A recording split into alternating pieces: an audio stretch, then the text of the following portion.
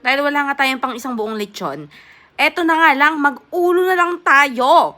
Ulo lang kasi ang kaya ng budget natin ngayon. Tipid-tipid muna pag may time mga mi.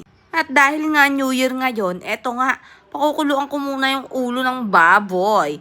At mamaya, ipiprito na natin yan.